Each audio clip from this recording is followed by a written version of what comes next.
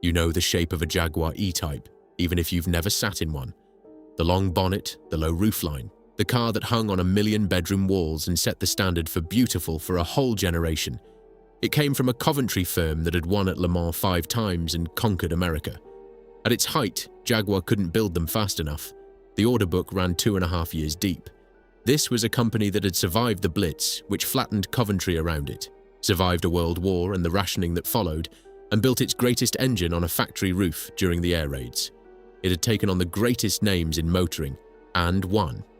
And then, after just 13 years, the most beautiful car ever made was gone. The last one built in near silence, its passing barely announced. How does a car the whole world still wanted simply disappear? What really happened inside those walls? Chapter 1. 20 minutes to spare. The car very nearly didn't arrive. On the evening of the 14th of March, 1961, a dark grey Jaguar coupe was still out on the roads of France, its number plate reading 9600 HP. A public relations man named Bob Berry hunched behind the wheel, and a deadline closing in that no amount of charm could shift. The Geneva Motor Show opened the next morning. Jaguar's stand had a gap on it shaped precisely like this car, and the car was several hundred miles away, in the dark, with the temperature falling. Berry drove through the night, down through France, over the border into Switzerland, the twin-cam engine holding a note that never seemed to tire. He reached the Parc des Eaux Vives with something like 20 minutes to spare before the covers were due to come off. William Lyons, the man who had built the company, met him at the stand. "Good God, Berry," he said. "I thought you'd never get here." Then the covers came off, and for a while nobody in Geneva talked about anything else. The E-Type was long and low and impossibly clean, a shape that seemed to have been drawn in a single unbroken line. The crowds pressed in and would not disperse. Grown men who sold cars for a living stood and looked at it the way you look at something you didn't think was allowed. The demand for a closer look, a sit-in, a demonstration run, became so overwhelming that Lyons picked up a telephone and called Coventry. He needed a second car. Now. So they sent Norman Dewis. Jaguar's chief test driver left the Browns Lane works at around 7 in the evening with the open roadster, registration 77RW, and did the entire run to Geneva more or less flat out through the night, arriving in time to start giving rides to a queue of the most important people in the motor trade. 2 cars, 2 overnight dashes, 1 weekend that turned a Coventry firm into the talk of the world. And here is the part that made the sensation complete. The Roadster cost £2,097. The coupe, £2,196. That was cheaper than the car it replaced, and roughly half the price of an Aston Martin or a Ferrari, cars it could look in the eye. Jaguar claimed a top speed of 150 miles an hour, a figure that belonged to racing machines, not to something a doctor or a solicitor might reasonably buy. That figure deserves a small, honest footnote, because the truth is more interesting than the legend. The cars handed to the press to achieve that magic number were not quite showroom cars. They had been carefully prepared, fettled, breathed upon by men who knew exactly what a headline needed. An ordinary E-Type off the line was blisteringly fast. Whether every single one of them would see 150 is a question Jaguar preferred nobody ask too loudly. And then there is the compliment that has followed the car for 60 years, that Enzo Ferrari himself, seeing it, called it the most beautiful car ever made. It is a lovely story. It may even be true. But it rests on second-hand accounts, and the wording drifts from telling to telling, and one version has Dewis remembering something rather more barbed about a missing Ferrari badge. Treat it, then, as legend. The kind of legend a car only attracts when it has already earned it. Because the E-Type had earned it. That much was beyond dispute in Geneva that spring. Here was the most beautiful, best value, fastest thing on 4 wheels, built by a company that had come from almost nothing. So how does a car like that, praised by the whole world at the very moment of its birth, end up the subject of a film about what went wrong? Chapter 2. 3 men and a boy. The story begins, as so many of these stories do, with someone who had no particular reason to succeed. William Lyons was born in Blackpool on the 4th of September 1901, the son of an Irish immigrant father who sold pianos and sheet music. He grew up in a seaside town that ran on holidaymakers and their loose change, and he showed no interest whatsoever in the family shop. What he loved was motorcycles, fast ones, And what he had, even as a very young man, was an eye, an instinct for line and proportion that no one had taught him and that he could never quite explain. A few doors along King Edward Avenue lived a man named William Walmsley. 10 years older than Lyons, the son of a Stockport coal merchant, Walmsley had come back from the war and started tinkering.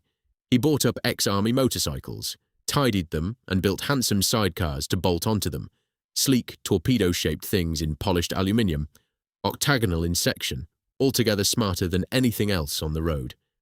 Lyons saw one being towed past and decided, more or less on the spot, that this was a business, and that Walmsley simply hadn't realized it yet. He was right about the business. He was right about Walmsley, too. The two men formed the Swallow Sidecar Company in 1922. The paperwork tells its own small story about who was driving things. The partnership was signed in November, but backdated to the 11th of September, Lyons' 21st birthday, the first day the law would let him sign at all. Neither family had money to spare. The whole venture rested on a bank guarantee of £1,000, and it only existed because both fathers put up £500 each and prayed. 3 men and a boy, Lyons would later say of the little workshop. That was the entire firm. The sidecars sold. Of course they did. They were better looking than the competition, and Lyons had already worked out the thing that would define the rest of his life. People will pay for beauty. They will pay more for beauty than for almost anything else, provided the price still feels like a bargain. But Lyons could see where the world was going, and the world was going onto 4 wheels. When Austin brought out the tiny, tinny Sensible 7, he pounced. Swallow began building its own coach-built bodies to drop onto the Austin chassis, curved, two-toned, faintly rakish little cars that made a cheap runabout look like something a film star might drive. They came out of the workshop at a dozen a week, and still the demand outran them. So in 1928, Lyons did the boldest thing he had yet done. He moved the whole operation to Coventry, to the very heart of the British motor industry, dense with skilled men and specialist trades, and he scaled up. 50 cars a week now, not 12. The paint shop filled the air with the sharp, pear-drop reek of cellulose, a smell a young apprentice named Harry Tether never could stomach, and which he would still be complaining about half a century later, long after he'd risen to run the firm's purchasing. Then came the cars that carried Lyons' own name for the design, if not yet his name on the badge. The SS1 arrived in 1931, low, long-bonneted, sold for a fraction of what it looked like it should cost. The firm became SS Cars Limited, and in 1935 came the model that changed everything. A saloon so handsome, so quick, and so absurdly cheap that a rival reportedly guessed the price at over £400 and was told it was under £290. It needed a name worthy of the shock. They called it the SS Jaguar. A cat. Fast, sleek, a little dangerous. That same January, Walmsley took his money and walked away. The steadier, older partner had had enough of Lyons' relentless ambition, and Lyons, who wanted total control and would spend the rest of his career making sure he had it, did not try very hard to stop him. From now on, it was Lyons' company entirely. There was one more piece of business, and it came out of the darkest years the country had known. After the war, the initials SS had acquired an unbearable second meaning. No British firm building beautiful cars for a hopeful new world could keep a name that now belonged to the machinery of the Nazi state. So on the 23rd of March, 1945, SS Cars Limited quietly became Jaguar Cars Limited. The cat was promoted from the model to the mark. Where exactly the initials had come from in the first place, Standard Swallow, or Swallow Sidecars, or simply 2 letters that looked good on a badge, was already becoming an argument nobody could win. It didn't matter now. The past had been shed. Only the Jaguar remained. And what of the man at the centre of it? Lyons was, by every account, a hard master. Frugal to the bone. Undemonstrative. He had no engineering degree, no formal training in design at all, yet he styled his cars himself, standing over a chassis with a full-size model, moving a wing an inch this way, a headlamp that way, trusting an eye that never seemed to fail him. He hired the same way. When he wanted a chief engineer, he interviewed one man 5 separate times before he was satisfied. That man's name was William Haynes, and the two of them, the showman with the eye and the engineer with the discipline, were about to build something that would outlast them both. Chapter 3. Fire on the Roof. To understand the E-Type, you have to understand the engine that would one day sit in its nose. And to understand that engine, you have to picture a group of exhausted men on a factory roof in the middle of an air raid. Coventry in the early years of the war was one of the most bombed cities in Britain. The German raid of November 1940 all but gutted the medieval centre and gave the language a new word for total destruction. Through those nights, factory workers took turns as fire watchers, up on the roofs with buckets of sand and stirrup pumps, waiting for the incendiaries to fall so they could smother them before the whole works went up. Jaguar's engineers did their shifts like everyone else, and there, in the long, dark hours between the sirens and the all clear, Haynes and his colleagues fell into the habit of talking about the future. Not the war, after the war, the engine they would build when the bombing stopped, an engine good enough to carry the company for a generation.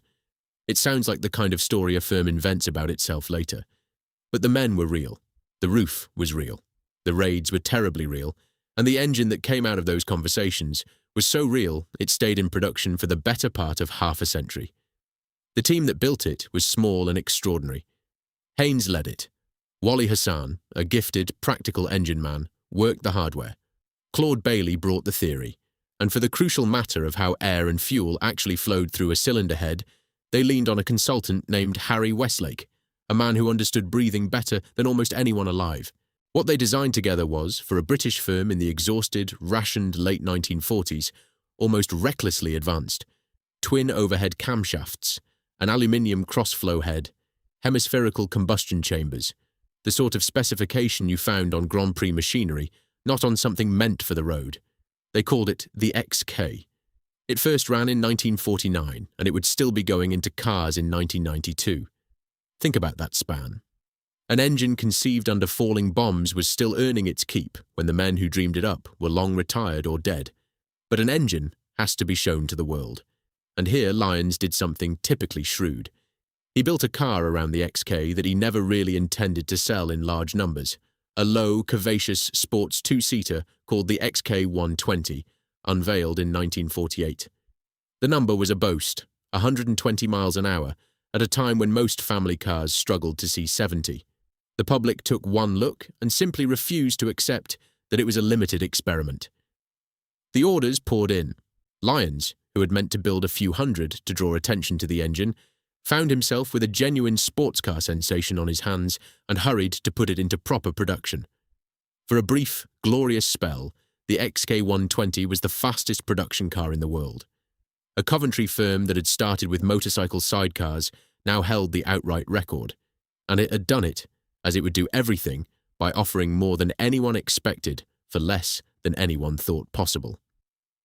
There was another thing the war had given Jaguar, quieter than the engine, but just as important. During the conflict, the firm had turned its hands to the national effort, repairing aircraft, building sidecars and trailers for the military, learning the discipline of precision work under pressure. And in 1951, it moved into a home fit for what it was becoming. Brown's Lane, a vast former shadow factory on the edge of Coventry, one of the plants the government had thrown up to build aircraft away from the obvious targets. Jaguar took it over and made it the heart of everything. The dynamometer cells, where engines were run flat out for hours on end, filled the buildings with a hard, ceaseless rasp, the sound of the XK6 being tortured toward reliability. That sound would become the background music of the company's golden years. By the start of the 1950s, then, all the pieces were in place. A founder who could shape metal into desire, an engineer who could make it last, an engine ahead of its time, a factory built for volume, and a growing sense, inside those walls, that Jaguar could take on anyone, anywhere. They were about to prove it in the hardest place there was. Chapter 4. Kings of Le Mans.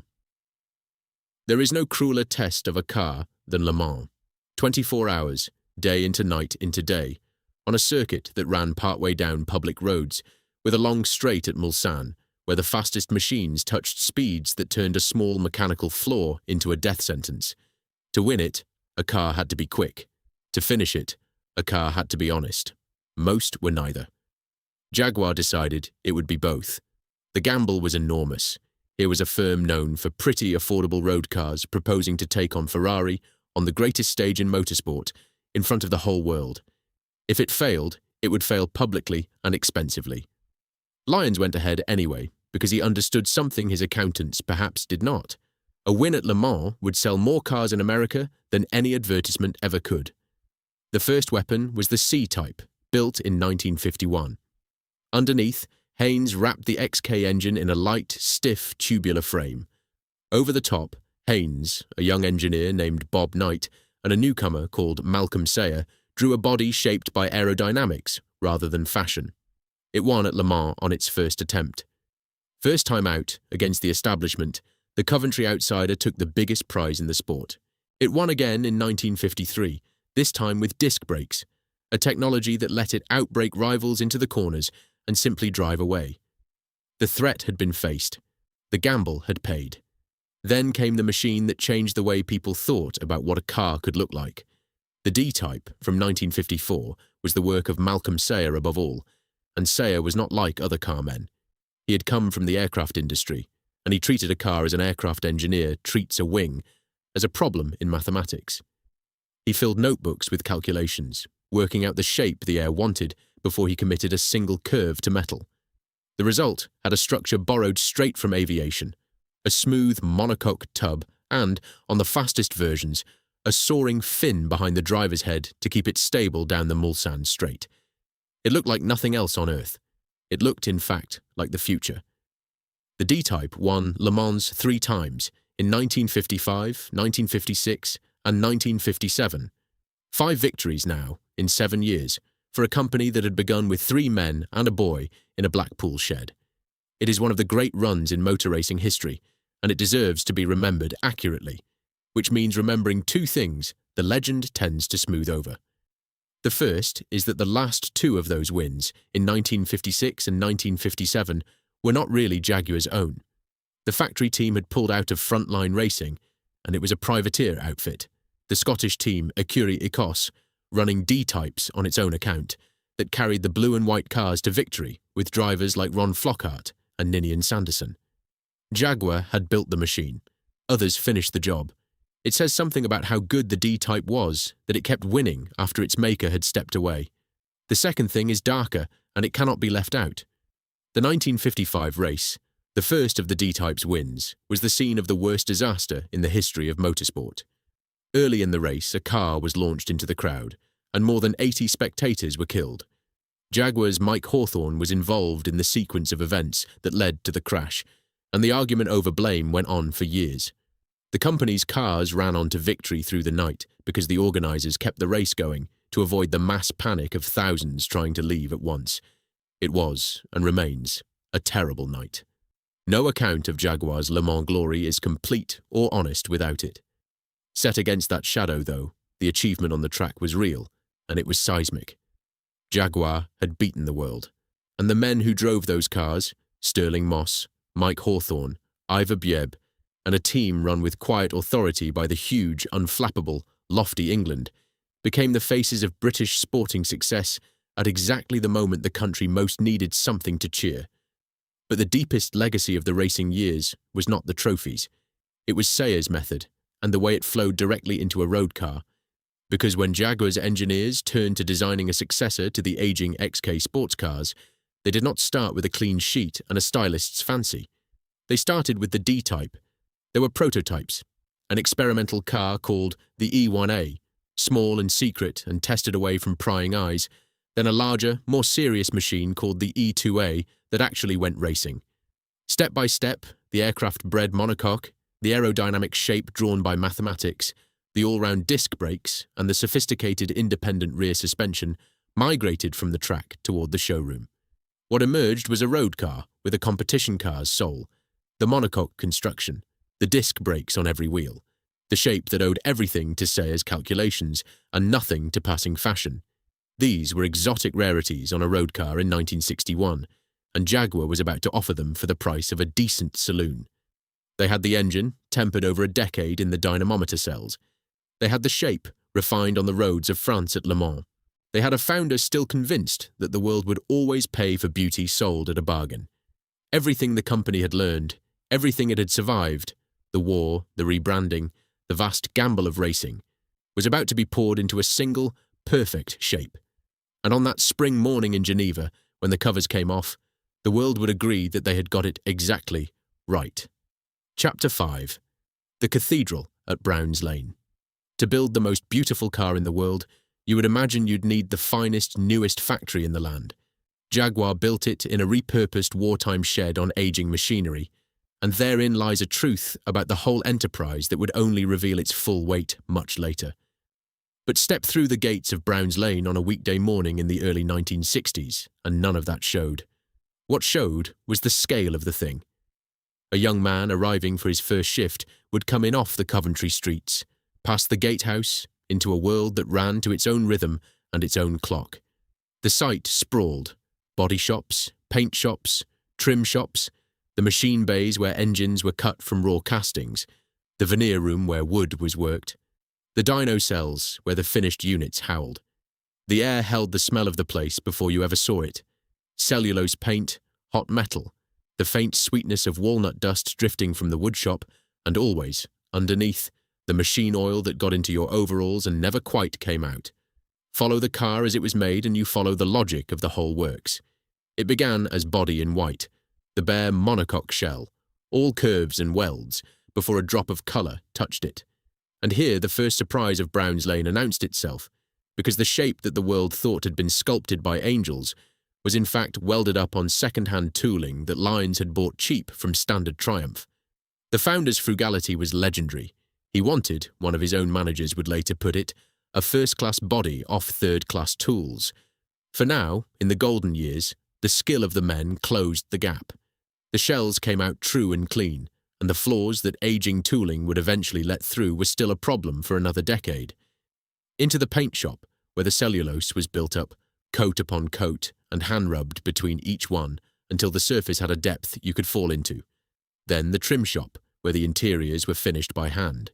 Leather cut and stitched, the dashboard fitted, the whole cabin assembled by people who had done it 10,000 times and could feel a wrong panel gap with their fingertips.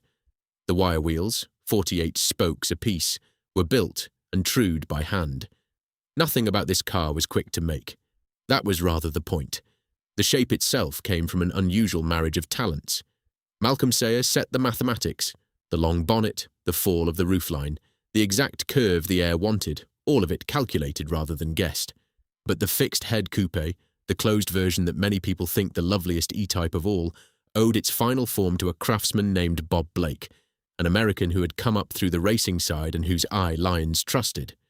The Roadster and the coupe were, in a sense, two men's arguments resolved into steel: Sayer's science and Blake's instinct, presided over by Lyons, who would stand and look and move a line a fraction, and know, without being able to say why, when it was right. And the men who built it stayed. This was a firm people gave their lives to. Harry Tether, the apprentice who couldn't stand the paint smell, had walked through those gates as a 14-year-old back in 1923 and would work for the company for over half a century, rising all the way to purchasing director. Alice Fenton had joined in the earliest Coventry days as one of the few women in the office and climbed to become one of the most senior figures in the firm, her name eventually good enough to be carved into the history of the place. These were not employees who drifted through. They belonged to Jaguar, and Jaguar, in its paternal, hard-nosed way, belonged to them. The dyno cells never stopped. Down in the engine bays, the XK6s were bolted to the brakes and run for hours, wide open, the rasp of them carrying across the whole site, a sound that told everyone within earshot that another engine was being proven, another car was on its way. It was the heartbeat of the place, and it was about to fall silent so gradually that no one inside would notice until it was gone. Chapter 6. A Car City. You cannot separate Jaguar from Coventry, any more than you can separate the tide from the moon. This was a car city, the city of 1,000 trades' sharper, faster cousin, a place where the motor industry was not one employer among many, but the very air people breathed. Roots was here, Standard Triumph, Alvis, Daimler, a dense thicket of component makers and specialist firms feeding them all, and in the middle of it, Jaguar, the glamour name, the one that built the cars the film stars wanted. To work at Jaguar in those years was to have a certain standing.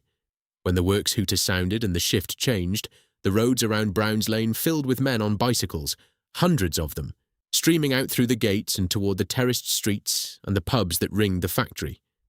There was a pride in it that went beyond the wage packet, though the wage packet mattered enormously. These men were building the most beautiful car in the world, and they knew it, and their neighbours knew it. And it meant something at the bar on a Friday night to be able to say where you worked. The wages came by a system called piecework, and it is worth pausing on, because it was the making of the golden age, and quietly the fuse for everything that came after. Under piecework, a man was paid by what he produced, so much per operation, per component, per car. When the work flowed and the orders came, a skilled man could earn very well indeed, and the harder he grafted, the more he took home. It rewarded speed and pride and effort. It also, over time, handed extraordinary power to the men who could stop the flow, because in a factory paid by the piece, the shop stewards who negotiated the rates for each job held a lever that could bring the whole place to a halt. In the good years, nobody wanted to pull it. The work was there. The money was good. Why would you? The families ran deep. Fathers brought in sons, uncles brought in nephews, and a lad starting on the floor might be following 2 generations who had walked through the same gates before him. The firm was woven into the streets, into the housing that the wages paid for, the social clubs, the works outings, the whole scaffolding of a working life built around the factory horn. Coventry in the mid-1960s was booming, rebuilt from its wartime ruin into a modern, confident, prosperous place, and Jaguar sat near the top of it. Under Lyons, the company had the feel of a family firm still, for all that it now sold cars across the world. He was a distant, exacting patriarch, not a man who slapped backs on the shop floor. But he was Jaguar, unmistakably and personally, and the workforce understood that they were making his cars, to his standards, in his image. There was a clarity in that. Everyone knew who was in charge and what he wanted. That clarity, too, was something they would come to miss without ever quite realizing it had gone. Years later, when it all came apart, a Coventry man would describe the loss of Jaguar in words that could have stood for the whole city's relationship with the place. It was, he said, like losing a friend or a member of the family. In the golden age, no one could have imagined saying such a thing. The friend was in rude health. The family was growing, and the cars kept rolling out of Brown's Lane and onto ships bound for the one market that mattered more than all the rest. Chapter 7. The most beautiful car in the world. For all that Coventry built it and Britain adored it, the E-Type's fate was being decided 3,000 miles away, in a country that took one look at the car and lost its head entirely. More than 7 in every 10 E-Types built were sold abroad, and the overwhelming majority of those crossed the Atlantic to the United States. America was the promised land. America had the wealth, the open roads, the appetite for European glamour at a price that undercut the exotics from Italy. The E-Type arrived in the States like a visitor from a more beautiful planet, and the Americans could not buy it fast enough. Every car that left Brown's Lane on a boat was a small victory in a campaign Lyons had been waging since the XK120 first turned American heads, the conquest of the richest car market on Earth by a firm from the English Midlands, and the car became something more than transport. It became a symbol, an object of desire that attached itself to the most glamorous people of the age. The stories gathered around it the way they always do around beautiful things. Frank Sinatra, so the tale goes, saw one and declared that he wanted that car, and he wanted it now. A line too perfect to verify and too good to leave out, so let it stand as legend. George Best drove one. Brigitte Bardot, Tony Curtis, Peter Sellers, Steve McQueen, the coolest man in Hollywood, owned one, and the association of the coolest man with the most beautiful car did neither of them any harm at all. The most touching story belongs to a Beatle. When George Harrison turned 21, the group's manager Brian Epstein gave him an E-Type, and the young guitarist, by several accounts, had it fitted with a record player mounted in the dashboard, so that the most beautiful car in the world could also play the most famous music in the world as it went. Whether every detail of that story is exact hardly matters. What matters is that it could be told at all, that the E-Type had become the natural possession of a young man at the absolute centre of the 1960s. There was, running beneath all of this, the model itself, quietly improving. The first cars used a 3.8-litre engine. From 1964, Jaguar fitted a larger 4.2-litre unit, the same power on paper, but with more muscle low-down and a far better gearbox, making the car easier to live with without blunting its edge. In 1966 came a longer wheelbase 2+2 version with a raised roof and small rear seats, a nod to the buyers who loved the shape but had started a family. Each change widened the car's appeal. None of them yet touched its beauty. That beauty was becoming a kind of official fact. The car was no longer merely admired, it was being spoken of as a design object, a thing that belonged in a gallery as much as on a road, a judgment that one of the world's great museums would one day make literal. And presiding over all of it, unkillable, was the line attributed to Enzo Ferrari, the most beautiful car ever made, repeated so often and so widely that it had passed beyond the question of whether he ever really said it. The reputation had escaped its origins. The E-Type was the most beautiful car in the world because the world had simply agreed that it was. At the top of that mountain, everything Jaguar had ever done seemed vindicated, and a careful observer, standing on the summit in the middle of the decade, might have noticed that the man who had built it all was beginning, very quietly, to look for the way down. Chapter 8. The Top of the Mountain. Every story like this one has a single moment when everything is perfect, when the achievement is complete and the shadows have not yet reached it. For the E-Type, that moment falls somewhere in the middle years of the decade, around 1964 to 1966, and if you could freeze the company there, you would understand exactly what was about to be lost. The car was at its purest. The 4.2-litre engine breathed through 3 great SU carburetors and made its full 265 horsepower. The headlamps still sat beneath their fared-in glass covers, those smooth perspex fairings that Sayre's mathematics had demanded, and that gave the nose its seamless, unbroken flow. The bumpers were slim and low. Nothing had yet been added, raised, or taken away in the name of a law written in another country. A silver 4.2 roadster on an open road in those years was the shape exactly as its makers intended it, the platonic E-Type, the one every later version would be measured against and found in some small way wanting. The order book was full. America wanted every car Jaguar could send. The racing legend was fresh enough to still mean something in every showroom. The XK engine, 16 years old now, was still winning hearts. By any measure a company could apply to itself, Jaguar in 1965 was a triumph, a small British firm that had outdesigned the Italians, outvalued everyone, and conquered the Americans, all while remaining stubbornly, proudly independent. And that was precisely the problem that had begun to keep William Lyons awake. Because Lyons was in his mid-60s now, and there was no one to follow him. He had built the company around his own eye and his own will, controlled it utterly, made every decision that mattered. And in doing so, he had made himself irreplaceable, which is another way of saying he had made the company mortal. His only son, John, the boy who might have inherited it all, had been killed in a road accident in 1955 on his way to Le Mans. The wound was private and it was never spoken of on the factory floor, but its consequence shaped everything that came next. There was no heir, there was no plan. There was an aging founder at the head of a firm that depended entirely on him, and a set of new challenges gathering that would demand more money and more scale than Jaguar could raise alone. He needed resources to build the next great saloon, the car that would become the XJ6. He needed a future that did not end when he did. And so, at the very summit, with the most beautiful car in the world selling faster than he could build it, Lyons made the quiet decision that would begin the long unraveling. He decided that Jaguar could not, after all, stand alone. The people on the shop floor knew none of this. The Americans placing their orders knew none of it. The car looked perfect, sold perfectly, and carried a legend that seemed unassailable.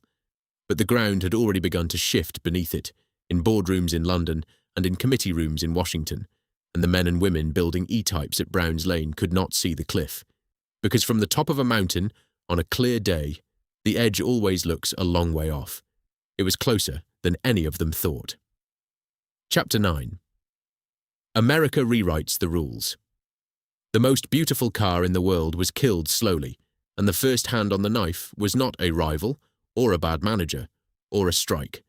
It was a lawyer in Washington, writing rules with the best of intentions. Understand what was happening in America in the second half of the 1960s. The car had become the defining machine of the age, and it was also killing people in enormous numbers and poisoning the air of every city. A young lawyer named Ralph Nader had published a book arguing that the industry built cars that were unsafe at any speed, and a country that had fallen in love with the automobile began, at last, to demand that it stop maiming those who used it. Out of that came a wave of federal regulation, safety standards, emissions standards, lighting standards, that would reshape every car sold in the United States. Most of it was sensible.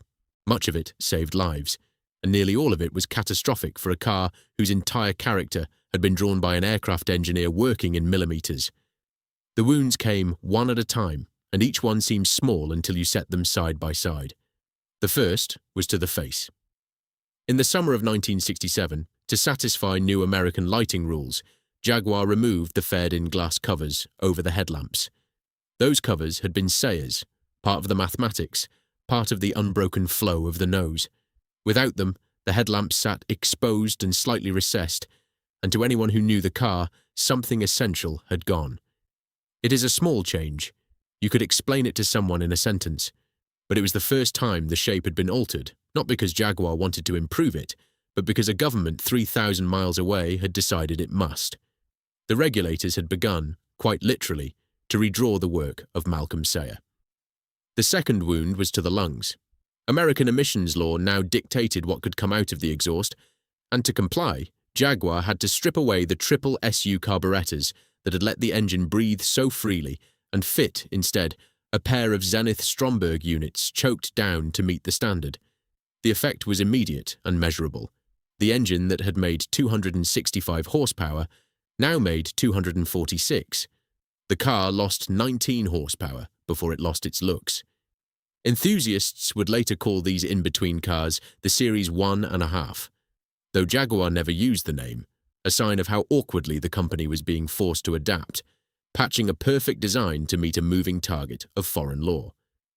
Then, in 1968, came the Series 2, and with it, the changes could no longer be waved away as details. The bumpers were raised and enlarged to meet American impact rules, the rear bumper now sitting up above the tail lamps rather than tucked neatly below them. The grille opening was made larger to help cool the engine in American traffic. The tail lights grew. Side marker lights, required by US law, appeared on the wings. The beautiful band knockoff spinners on the wheels, the ones that stuck out and could, in theory, catch a pedestrian, were legislated away. None of it was ugly exactly. All of it was compromise. Line by line, rule by rule, the shape that Geneva had gasped at was being negotiated down to something the American statute book would permit. And here is the cruelty of it. Jaguar could not simply walk away from America, because America was where the car was sold. More than 7 in 10 E-types went abroad, most of them there. To refuse the rules was to refuse the market, and to refuse the market was to stop building the car. So, the company complied, and complied again, and each time the E-type came back a little heavier, a little softer, a little further from the thing it had been. The regulations were not malicious. They were, in their way, entirely reasonable. That is what made them impossible to fight. But regulation was only the first of the 2 slow poisons working through the company in these years. The second was happening not in Washington, but in London, and it went to the very question of whether Jaguar would remain Jaguar at all. Lyons had made his decision. In 1966, Jaguar merged with the British Motor Corporation, the giant that built Austins and Morrises and MGs, to form a new combine called British Motor Holdings. On paper, it looked like strength, 2 great names joining forces. In truth, it was the beginning of the end of Jaguar's independence, entered into by a founder who had no heir and needed the scale and the resources that a larger group could provide. Lyons kept his autonomy for now, his cars, his standards, his Brown's Lane, but he had let go of the one thing he had guarded most fiercely for 40 years, sole control. And once that was gone, it could not be got back. Then the ground moved again, and this time the government pushed it. Britain's motor industry was fragmenting and losing ground, and the state, through a body called the Industrial Reorganisation Corporation, and with the encouragement of the minister Tony Benn, wanted consolidation. One great national champion big enough to take on the Americans and the Europeans. So in January 1968, British Motor Holdings was merged with the Leyland Group to create the British Leyland Motor Corporation, an enormous, sprawling conglomerate of something like 100 companies. building everything from buses to the humblest saloons, presided over by Sir Donald Stokes. And Jaguar, profitable, prestigious, America-facing, the maker of the most beautiful car in the world, found itself a small specialist division inside a giant that was, from almost its first day, in serious trouble. The firm that had beaten Ferrari at Le Mans now took its orders, on the things that mattered most, from a committee. Lyons stepped back from the day-to-day running at the end of 1967, staying on as chairman, watching from a little further away each year as the company he had built by force of will became one name on a very long list. The car had lost 19 horsepower and its headlamp covers. The company had lost its independence, and the men and women at Browns Lane, still building E-types with the same pride they always had, were now working for masters they had never met, inside a structure that could neither build their car as well as it deserved, nor protect it from what was coming. The clouds had gathered. The first drops had fallen. The real storm was still ahead. Chapter 10. 12 Cylinders. Here we arrive at the decision the title of this film points its finger at, the one that was supposed to have destroyed everything. And here, if we are honest, and this film means to be honest, the simple story starts to come apart in our hands. Picture the situation at the turn of the decade. The E-Type was aging. It had been on sale since 1961, its shape compromised year by year to satisfy America. Its old six-cylinder engine strangled down to meet the emissions rules. Jaguar needed to give it new life, and the company had, waiting in the wings, one of the great engineering jewels of the post-war era, a brand-new 12-cylinder engine. The V12 had a remarkable pedigree. It had begun life for a stillborn Le Mans racer, a beautiful mid-engined prototype called the XJ13 that never got to race. The money and the will ran out, and the one car built was very nearly destroyed in a crash during testing. But the engine survived the death of the project. 5.3 litres, 12 cylinders, an all-aluminium masterpiece, and lofty England, now near the top of the company, brought Wally Hassan back to help finish the job of turning a racing unit into something that could sit in a road car and idle in traffic. Harry Mundy worked the detail. What they produced was, by common consent, one of the finest engines of its age, turbine smooth, near silent, so refined that Jaguar could boast you might engage top gear from a standstill and simply waft away. The engine was destined for the new XJ saloon. But there was a tradition at Jaguar. A great new engine was launched first in the sports car.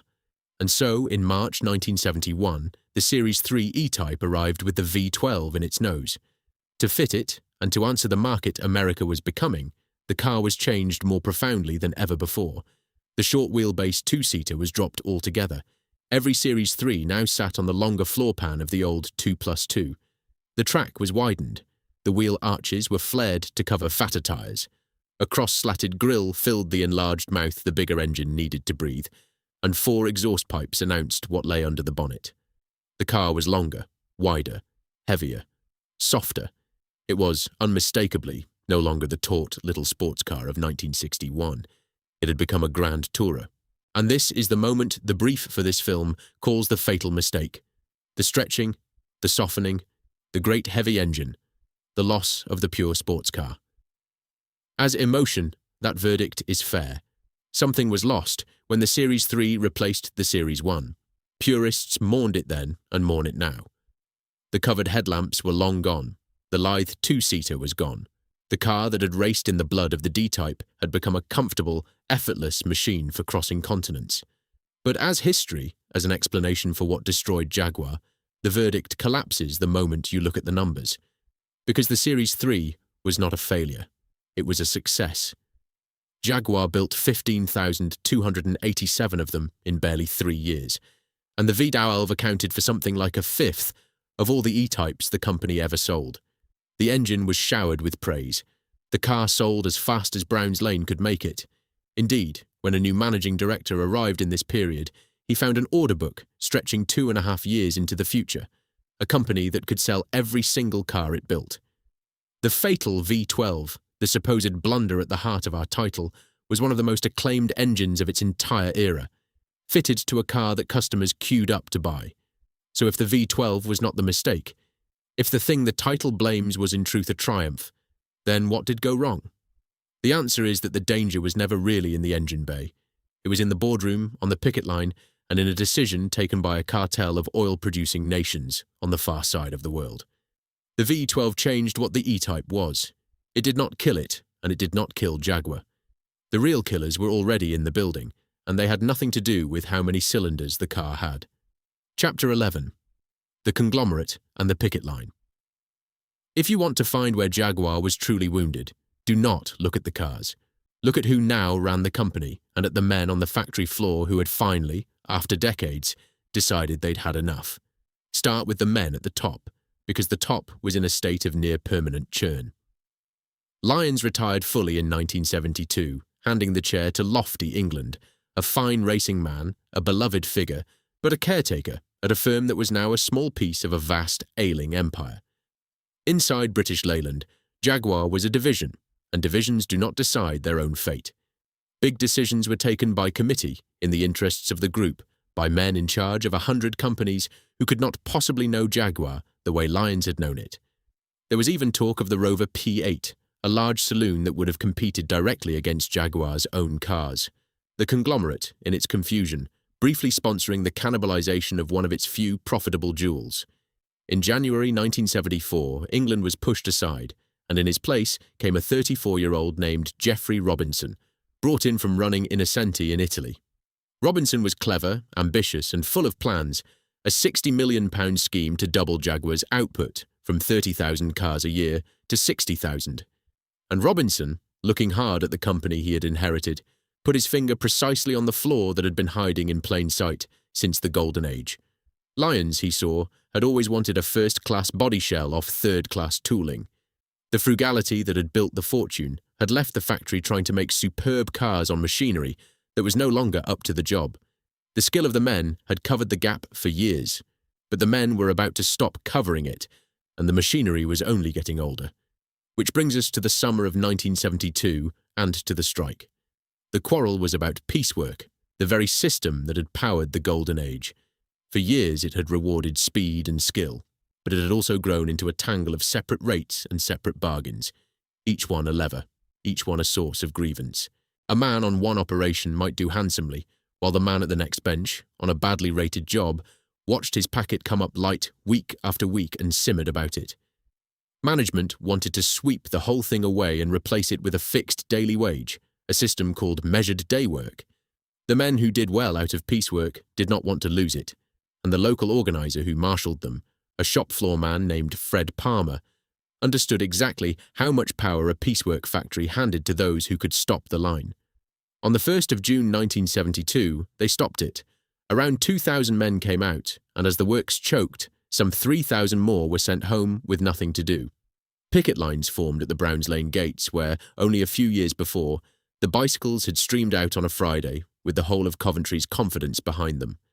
Now men stood at those same gates in a very different mood, and the timing of their stand was no accident.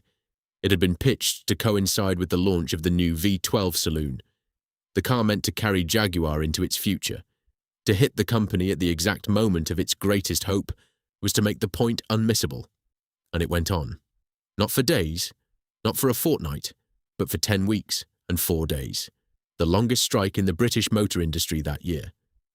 By the time it was settled in September, only around 500 of those precious V12 saloons had crept out of the plant, and they sold at a premium of £1,000 over list, so starved was the market for them.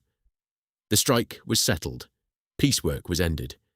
The finance man John Barber would later say the whole painful business had been worth it, because killing piecework was necessary. But something else had been killed too, something that never appeared on any balance sheet. As one account of these years puts it, from roughly this point, the company lost the cooperation of its workforce in the battle for quality. The old bargain, pride in the work, pride in the wage, pride in building the most beautiful car in the world, had been broken. And once broken, it would not mend. You could see the result in the cars. The build quality, once the quiet glory of Browns Lane, began to crumble. Panels that didn't sit right. Electrics that gave up. Paint that dulled and lifted. The reputation Jaguar had spent 40 years earning in America, for beauty, for value, for something close to magic, started to curdle into a different reputation, for cars that were gorgeous and quick and maddeningly unreliable. A designer named Keith Helfet, who joined the company in 1978, would remember the plant itself feeling rundown, old, slightly has-been. Production, which had touched 31,500 cars in 1971, would fall to under 22,000 by the middle of the decade. The wound was not a single blow, it was a slow bleed, and it had opened on a picket line at the gates where the golden age had once clocked out whistling. And then, in October 1973, the world changed in a way that no one at Browns Lane could have prepared for. The oil-producing states of the Middle East imposed an embargo, and overnight the price of petrol soared and, in places, the pumps ran dry. For a car like the Series 3 E-Type, a 5.3-litre V12 that returned perhaps 12 to 15 miles to the gallon, the timing could not have been worse. The very thing that made it magnificent, that great smooth engine, became a liability. Fuel cost more. Insurance for a big, fast, thirsty sports car climbed. The buyers who had queued for 2.5 years began, quite suddenly, to think about whether they really needed quite so many cylinders. There was, waiting in America, an answer to that question, and it wore a shape the Americans found strangely familiar. The Datsun 240Z had arrived in the United States at the end of 1969, and it did to the E-Type almost exactly what the E-Type had once done to Ferrari. It was handsome, deliberately, unmistakably E-Type influenced in its long bonneted lines.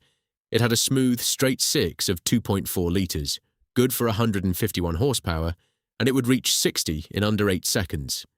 It was, above all, reliable in a way the ailing Jaguars increasingly were not, and it cost around $3,500, roughly half the price, one authority noted, of a Porsche or a Jaguar E-Type of the day.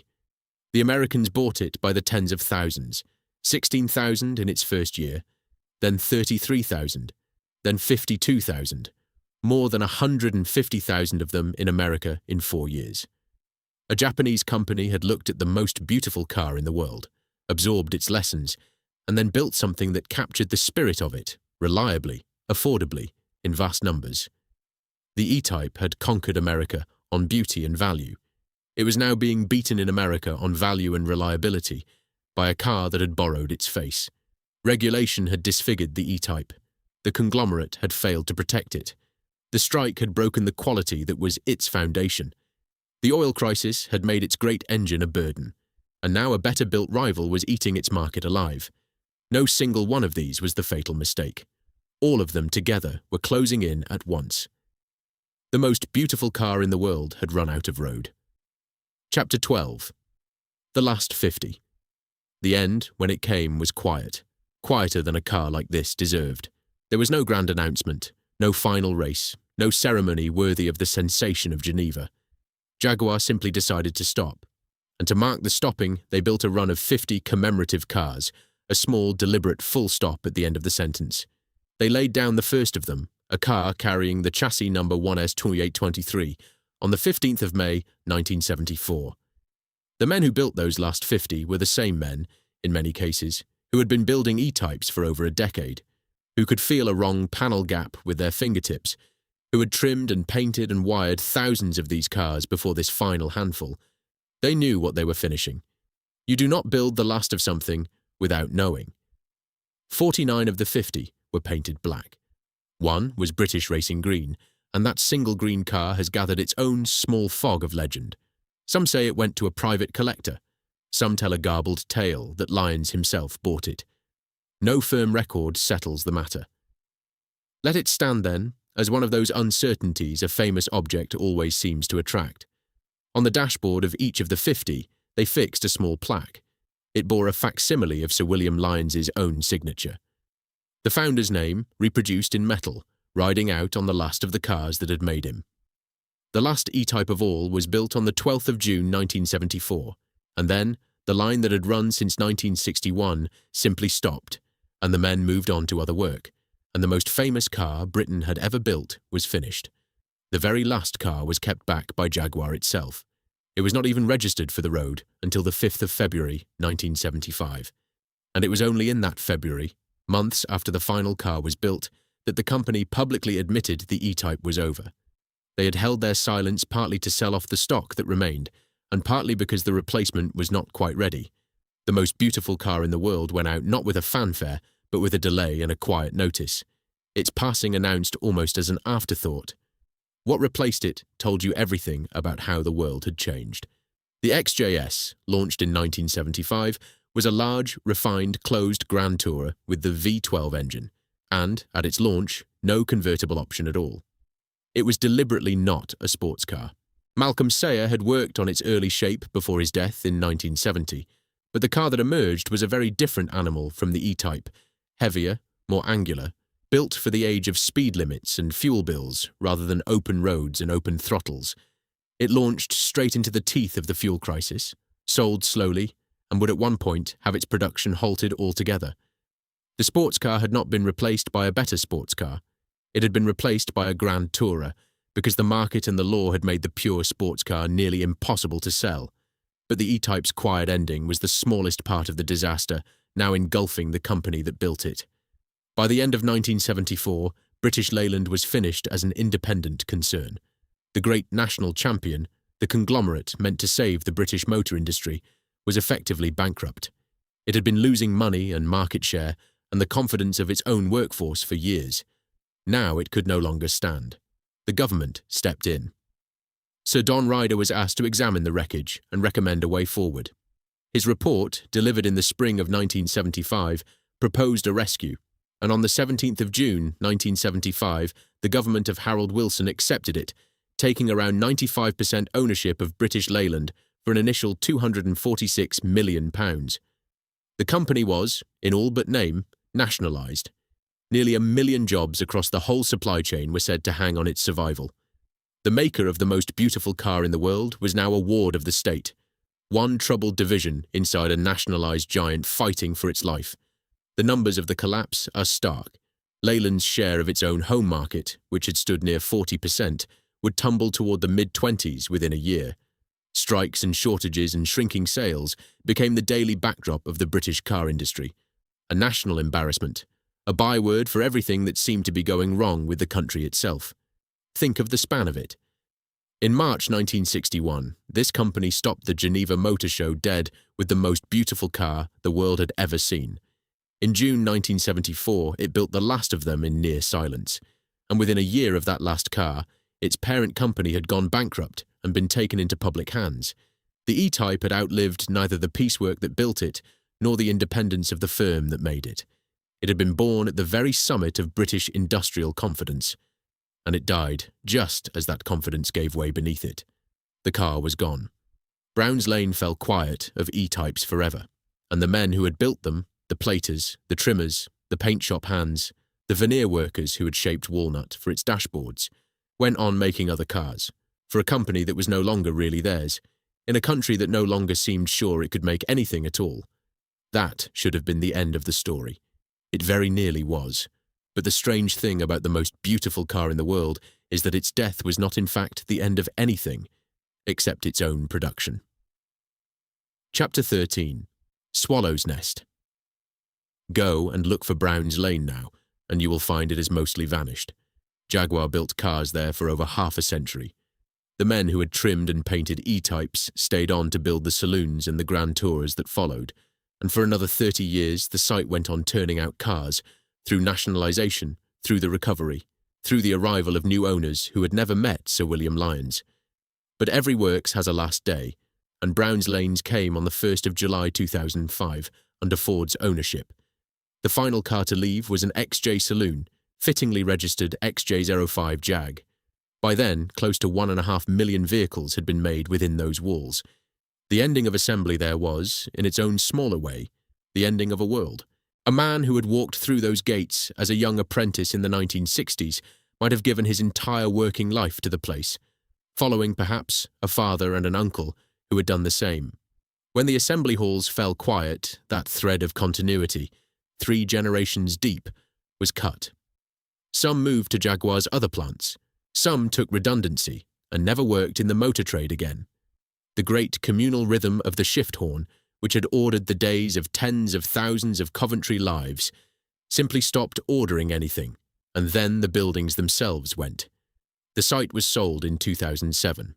The assembly halls were demolished late in 2008. Even the Heritage Museum, where the company's own past was kept, was pulled down in 2012. Coventry, the great car city, had been losing its factories one by one for decades, the confident rebuilt boomtown of the 1960s hollowing out into something quieter and less certain, and the disappearance of Browns Lane was another name struck from a list that had once seemed endless. What stands there today is an industrial estate and a housing development. The industrial part is called Lions Park, reached by a road named Sayer Way. The houses sit on an estate called Swallow's Nest, a nod to the sidecar firm where it all began. And the streets are named for the people who made Jaguar what it was. Lyons, Haynes, Fenton, Walmsley. A man who once stitched leather in the trim shop could now, in theory, buy a house on a street named after Alice Fenton, who ran the front office when he first started. The place where the most beautiful car in the world was born is now somewhere people park their own ordinary cars and put their bins out on a Tuesday. A single fragment survived. The old pilot plant and woodshop lingered on a corner of the site. But the cathedral itself is gone. That is what happened to the works. What happened to Jaguar, the company, is a different story entirely. And here we must be careful, because it is the point at which most tellings of this tale go wrong. Jaguar did not die when the E-Type died. It did not die when British Leyland was nationalised. It survived, battered, nearly broken, but alive. In the 1980s, a manager named John Egan took hold of the company, drove up its quality, restored its reputation, and in 1984 floated it off from the wreck of British Leyland as an independent firm once more. In 1989, it was bought by Ford, which poured in money and built it up as a luxury marque.